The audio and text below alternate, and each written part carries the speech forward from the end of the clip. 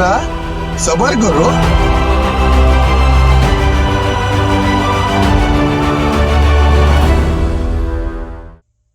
बिस्मिल्लाहिर्रहमानिर्रहीम। बहुत कुछ पाकिस्तान के सियासी उफक के ऊपर हो रहा है। मैं सियासत पे आज बात नहीं करूंगा, मैं सिर्फ और सिर्फ क्रिकेट के हवाले से बात करूंगा, क्योंकि बहुत संजीदा तब्दीली की कोशिश की जा रही है और बहुत मज़हका खेज तब्दीली की एक और भोंडी कोशिश की जाएगी। कोशिश क्या की जाएगी, वो करने के लिए पर तोल रही होगी करंट हुकूमत।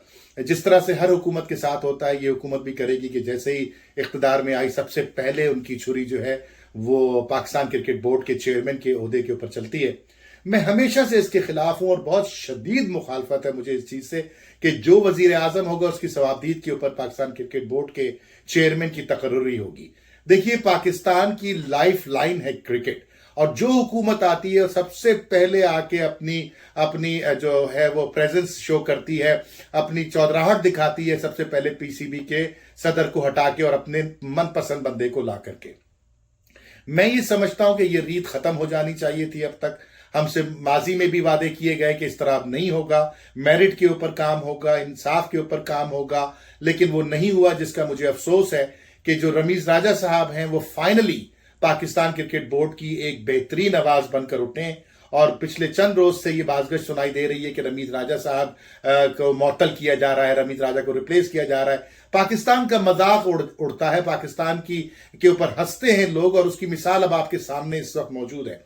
चंद रोज पहले वो दुबई तशरीफ ले गए थे आईसीसी की मीटिंग में, और 4 मुल्की क्रिकेट टूर्नामेंट के ऊपर काफी पॉजिटिव गुफ्तगू हुई, लोगों ने इसको बहुत सराहा, और उसके अंदर जो रेवेन्यू जनरेट हो रहा था वो इतना था कि बकिया 3 ममालिक और पाकिस्तान को मिला के 4 ममालिक किसी भी तरह उससे इंकार करने की पोजीशन में नहीं थे, और वो एक्सेप्ट हो गया। लेकिन जैसे ही हमारे यहां सियासी हालात तब्दील हुए, वो हंसना शुरू हो गए बैठ के अपने अपने कमरों में आईसीसी वाले, और उन्होंने कहा लो, जिन साहब से मुआहिदा किया था वही चले गए, अब वो चले गए, दूसरे साहब आएंगे तो चाहे कितना ही अच्छा काम किया हो इन साहब ने, वो फिर अगले आने वाले साहब उस काम को उठा करके ट्रैश में डाल देंगे और कूड़े के डब्बे में डाल देंगे, हमारी सारी मेहनत जो है बेकार हो जाएगी। तो और फिर वो हंसना शुरू हो गए पाकिस्तान के सिस्टम के ऊपर। आप लोगों को याद होगा कि आईसीसी ने इस इशू को बहुत सीरियस लिया था कि पाकिस्तान की क्रिकेट बोर्ड के अंदर जो सरकारी मुदाखलत है वो बहुत ज्यादा है, और उनकी जो सरकारी तकर्रुरियां हैं और सियासी बुनियादों पर तकर्रुरियां हैं, ये क्रिकेट और पूरी इंटरनेशनल क्रिकेट के लिए भी बेहतर नहीं है। मैं समझता हूं कि जिस वक्त एहसान मानी साहब को लाया गया था, उनकी जगह उसी वक्त रमीज राजा साहब को लाना चाहिए था। रमीज राजा साहब से मेरी कई मुलाकातें हैं, मैं समझता हूं कि उनको मैं अच्छी तरह जानता हूं।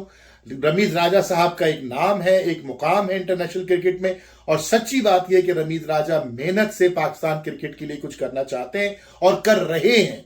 हाँ, 2-4 चीजें और बेहतर कर सकते थे, लेकिन मेरे भाई उनको टाइम दो। अगर आप नई आने वाली हुकूमत से मैं मुखातिब हूं कि अगर आप पाकिस्तान को बचाने निकले हैं, पाकिस्तान के साथ अच्छे मामला करने चाह रहे हैं और पाकिस्तान का नाम मजीद रोशन करना चाह रहे हैं, तो मेरी आपसे दरखास्त है कि रमीज राजा को आइंदा 2.5 साल के लिए पाकिस्तान क्रिकेट बोर्ड के चेयरमैन की हैसियत से छोड़ दीजिए, और फिर देखिए कि ये क्या करते हैं और किस तरह से करते हैं। हाँ, अगर कोई ब्लेंडर्स करें और कोई पाकिस्तान का नाम बदनाम करें तो यकीनन आपको आपकी सवाबदीद है, आप इनको फारिग कर सकते हैं। लेकिन मैं जितना समझाऊं कि पाकिस्तान के पिछले 8-10, जब खालिद महमूद साहब के बाद से या आरिफ अब्बासी साहब के बाद से बेहतरीन क्रिकेट के एडमिनिस्ट्रेटर रमीज हसन राजा साहब बन के उभरे हैं, और यकीन मानिए कि उनकी जो इज्जत और वकार इंटरनेशनल क्रिकेट में है उसको वो पाकिस्तान के लिए अब कैश करा रहे हैं।